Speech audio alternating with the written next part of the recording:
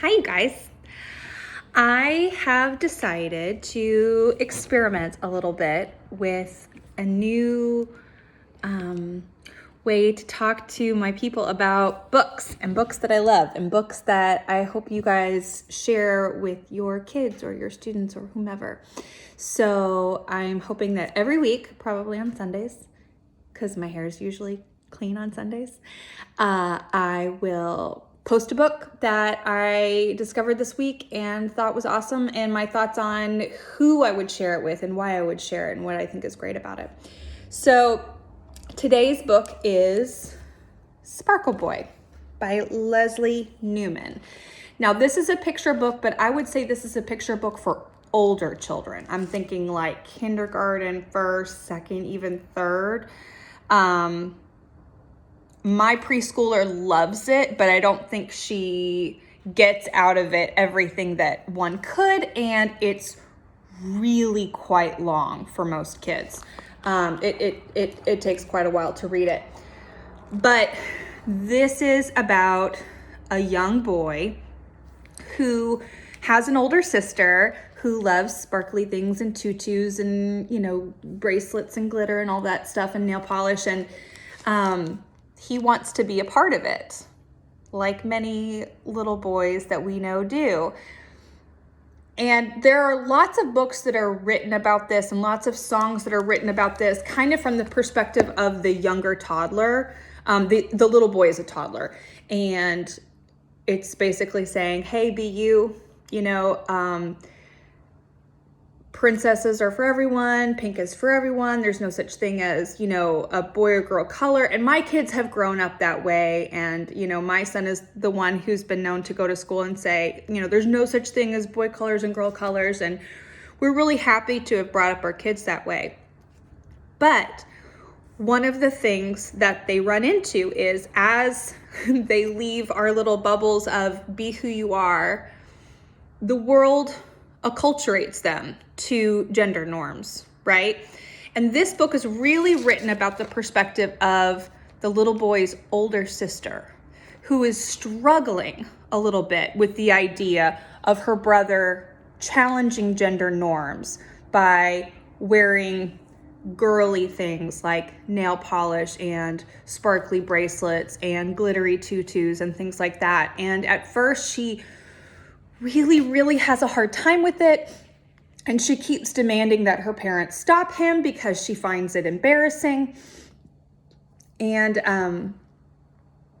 the parents and the grandparents in this book, I love how it's handled, because every single time it says, Mom stopped and thought a minute and then said. I love that, because so many times as parents, our kids throw out a challenge to us and we don't always have the perfect answer right away. But I love that encouragement that sometimes as parents, we can just take a beat and think about it. And in every case, even though they probably shared some of her slight trepidation of, I don't know, do we take him to the library wearing a tutu and nail polish? They would stop and think about it and then say, I don't see the harm in it. He's just being him. And they backed him every step along the way.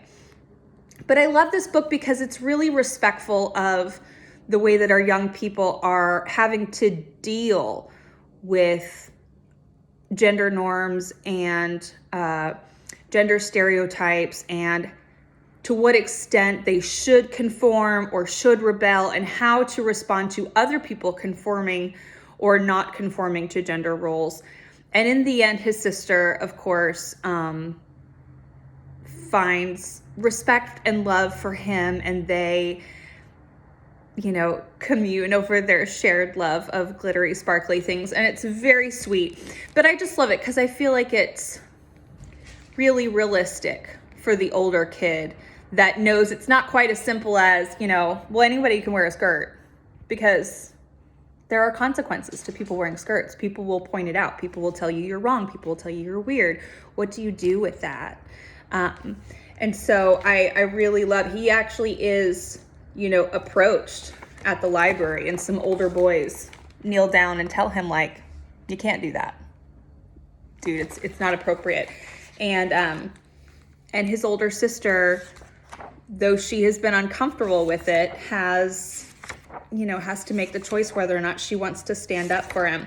I love the illustrations. It actually is a mixed race family. Dad is clearly Caucasian, and the grandmother they call Abuelita and is a little bit darker skinned. That is not a focus of the book. It's just something that happens to be, is that some families are mixed race and it's not a big deal. But it's beautifully written. It's such a sweet subject, and I think it's not something that is talked about enough. So I hope that you will share Sparkle Boy with your older toddlers, younger grade school kids, and that they will find lots of great things to discuss with you. I know that my 6-year-old twins had lots to say about this and lots of connections to make with their own memories of growing up and being this age and experimenting with this, but also things that they've seen at school and questions that they've been asked. And it's a great starting point for talking with your kids about some of these challenging issues. Anyways, I love you guys. Thanks for listening. If you like the idea of me doing this, let me know. If you think it's obnoxious, let me know. Anyways, bye.